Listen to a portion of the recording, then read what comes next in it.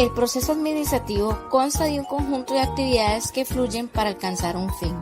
Este proceso es indispensable dentro de nuestro gremio, por lo tanto es importante conocer cómo llevar a cabo su importancia y diferentes etapas que lo conforman. El término de administración nace de la necesidad humana de organizarse, para así poder subsistir, ya que el hombre por sí solo es incapaz de producir los factores satisfactorios de sus necesidades. ¿Qué es el proceso administrativo? Un proceso administrativo es una secuencia de actos rígidos por un conjunto de reglas, políticas o actividades establecidas en una empresa u organización, que tiene como finalidad potenciar la eficiencia, consistencia y contabilidad de sus recursos humanos, técnicos y materiales. Este proceso consta de dos fases: la fase mecánica, la planificación del qué hacer y la organización de cómo hacer, y la fase dinámica, la dirección de cómo se está haciendo y el control de cómo se hizo. Este proceso consta de 5 etapas, las cuales son las siguientes: planeación, organización, integración, dirección y control. A continuación, mis compañeras y yo explicaremos detalladamente cada una de estas etapas del proceso administrativo. Buenos días, profesor y compañeros. Yo les voy a hablar acerca de la etapa de la organización. La organización es la encargada de la distribución, funciones y actividades relacionadas al plan. Es consecuente con la planeación. En ella se establecen las relaciones funcionales de la dirección, los niveles de responsabilidad y las funciones de todos los integrantes de la empresa.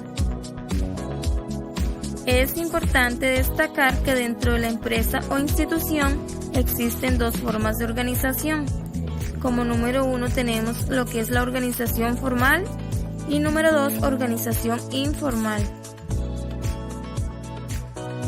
Organización informal es la necesidad de las personas de relacionarse con un grupo específico en el cual se establecen nexos de amistad, compañerismo y solidaridad con intereses comunes.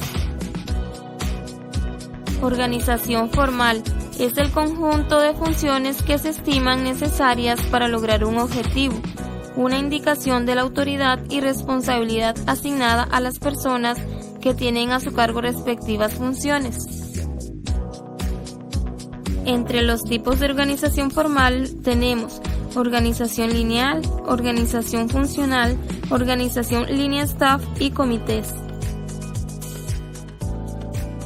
Elementos de la organización formal: división de trabajo, definir funciones y actividades, establecer jerarquías, determinar al sistema de organización, determinar normas y reglamentos. Herramientas de la organización. La etapa de la organización cuenta con 7 tipos de herramientas: organigramas, normas, reglas, manuales, análisis de puesto, descripción de puestos y evaluación de puestos. Un ejemplo de organización en un hospital es que la jefa de turno distribuye a los pacientes a los auxiliares y asistentes, para ellos empezar a realizar sus funciones con los pacientes e implementar las actividades requeridas al plan de atención, con división de trabajo y así lograr el objetivo. A continuación, mi compañera María José les va a hablar de la etapa de integración. Integración. En esta etapa es el inicio de la ejecución del plan. La función de esta fase consiste en optimizar los recursos humanos, técnicos y financieros para el cumplimiento del plan. Se extenderá desde el reclutamiento de los recursos humanos y materiales, pasa por la selección y llega hasta la capacitación de la productividad. Técnicas de integración. Como número 1, reclutamiento, 2, selección y 3, introducción. En reclutamiento significa reunir, recabar, ordenar y obtener la información necesaria sobre los recursos útiles de la organización. Los programas de reclutamiento son funciones de los departamentos de personal, de recursos humanos, de compras y de inventarios. Un ejemplo de reclutamiento tenemos que tomar en cuenta que tiene como objetivo hacer de las personas totalmente extrañas a la empresa candidatos a ocupar un puesto en ella, tanto haciéndolos conocidos a la misma como despertando en ellos el interés necesario. En selección consistirá en escoger, decidir, aceptar el recurso humano que más conviene para así alcanzar los objetivos planeados. Se utiliza tanto en el caso de los recursos humanos como en los recursos materiales. Para llevar a cabo lo que es la selección del personal, ¿verdad? Hay diferentes métodos, entre esos tenemos lo que es la entrevista, que suele ser el instrumento más valioso para lo que es la selección de personal y complementa y aclara los datos de la hoja de solicitud del mismo y permite obtener más vivamente los informes sobre la motivación del solicitante. Contamos con métodos para la selección del personal: la prueba de admisión, el expediente, la entrevista, los periodos de prueba y el curriculum vitae. En introducción y desarrollo consiste en proporcionar el óptimo rendimiento del personal, el equipo y así como promover las potencialidades de los recursos humanos para lograr una óptima productividad. Tenemos 4 áreas de la enseñanza en servicio.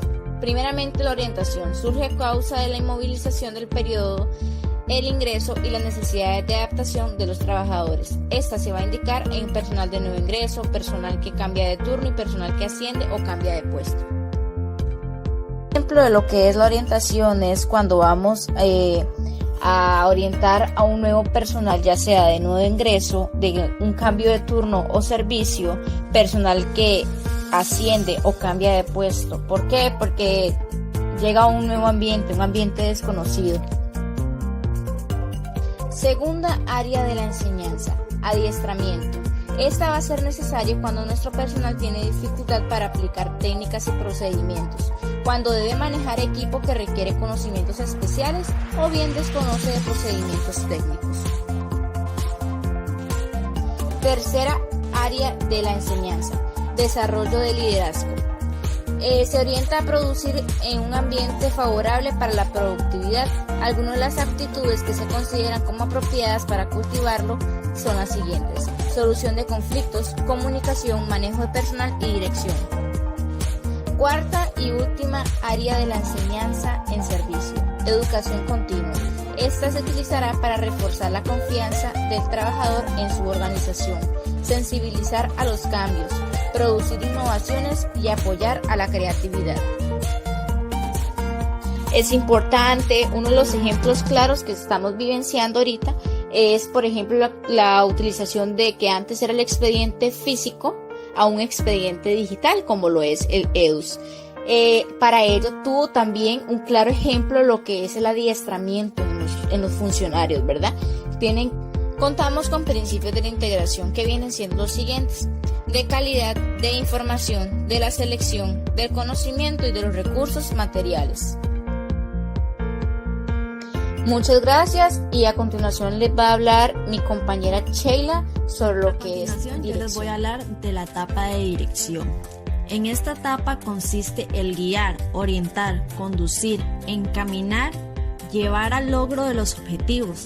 También podemos decir que dirige amplia toma de decisiones, lo que es mando y el liderazgo. El liderazgo tiene 3 enfoques. 1. Teoría de los rasgos de personalidad. 2. Teoría de los estilos de liderazgo. 3. Teorías situacionales del liderazgo. Teoría de rasgos de personalidad. Un líder es aquella persona que presenta las siguientes características: energía, autoconfianza, agresividad, entusiasmo, cooperación, iniciativa y creatividad. Teoría de los estilos de liderazgo. Este se refiere a la forma de ejercer el liderazgo. Los estilos de liderazgo son autocrático, democrático y liberal. Teoría de la motivación humana. Para dirigir se requiere contar con conocimientos acerca de los comportamientos humanos. Lo anterior significa conocer los factores que motivan a la persona a desempeñar correcta o incorrectamente su trabajo. Los principales exponentes de la teoría de la motivación humana fueron Maslow y Herzberg. Propuso una jerarquía de las necesidades humanas que dan origen a diferentes conductas. Comunicación. La dirección es posible solo mediante sistemas de comunicación y coordinación adecuada a la estructura de la organización. Las diferentes teorías de administración reconocen la importancia de la comunicación para solucionar con rapidez los problemas de la organización. Propósito de la comunicación. En estos tenemos el retroalimentar el sistema administrativo, promover conductas cooperativas, lograr eficiencia y ejercer la dirección. Métodos de comunicación. En estos tenemos lo que es oral, las palabras escritas y el lenguaje corporal. Comunicación ascendente. Fluye de subordinados a jefes. Se utiliza para informar, sugerir, aclarar, coordinar o quejarse. Comunicación descendente. Fluye de jefes a subordinados. Se utiliza para ordenar, informar, dirigir, orientar, asesorar, aclarar y coordinar. Comunicación horizontal. Se produce entre personas del mismo nivel jerárquico. Se aplica para unificar, coordinar, informar, solicitar y evaluar. Comunicación general. Fluye a todas las organizaciones al exterior para todos los integrantes. Barreras de comunicación. Estas son problemas o dificultades para tener una buena comunicación. En estas están incongruencia entre el contenido y la intención, deficiencia, redacción del mensaje, falta de claridad, no saber escuchar, descuidos y omisiones. Principios de la comunicación. Entre estos tenemos del dinamismo, de la congruencia y de la forma. Medios de comunicación. Entre estos podemos observar lo que son oficios, memorándums, circulares, boletines, periódicos, películas, fotografías, informes y agendas. Normas para estimular la eficiencia al dirigir. En estos tenemos capacitación de personal para asumir funciones delegadas, división equitativa del trabajo, reconocimiento del trabajo de los subordinados, establecimiento de canales apropiados de comunicación, estructura de la organización acorde a los objetivos, mover el ascenso y el escalafón, considerar las variables del entorno. Un ejemplo de dirección y liderazgo en enfermería tenemos cuando la enfermera usa sus habilidades de líder influyendo y modificando conductas para producir un cambio cuando la situación lo requiere.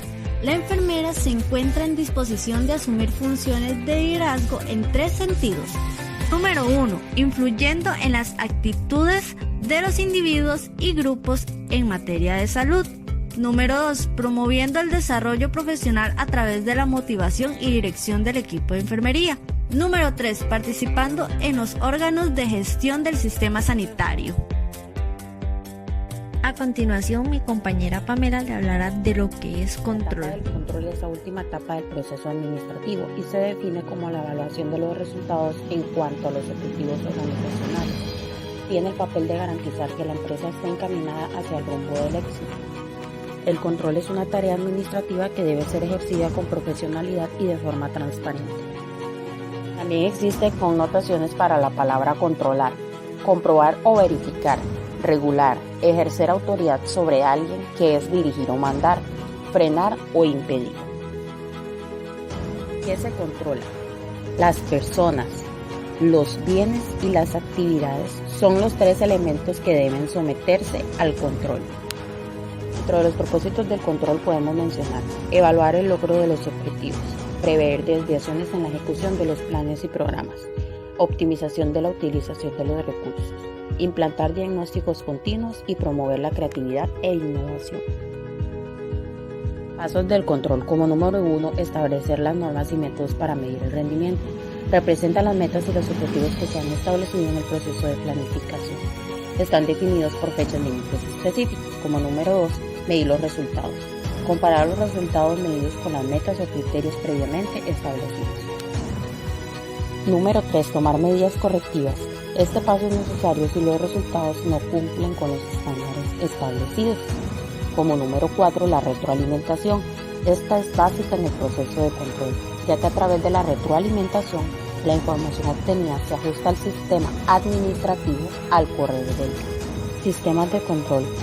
Supervisión. Esta es considerada como parte de la dirección, pero es un sistema importante en el control de la organización. La evaluación. Esta se divide en directa o indirecta. Dentro de los principios del control podemos mencionar dos de ellos, el principio del equilibrio y el principio normativo. Estos principios son indispensables dentro del proceso. El control es un factor imprescindible para el logro de los objetivos y por ello debe reunir ciertas características para ser efectivo, como por ejemplo, reflejar la naturaleza de la estructura organizacional, la oportunidad, la accesibilidad y la ubicación estratégica.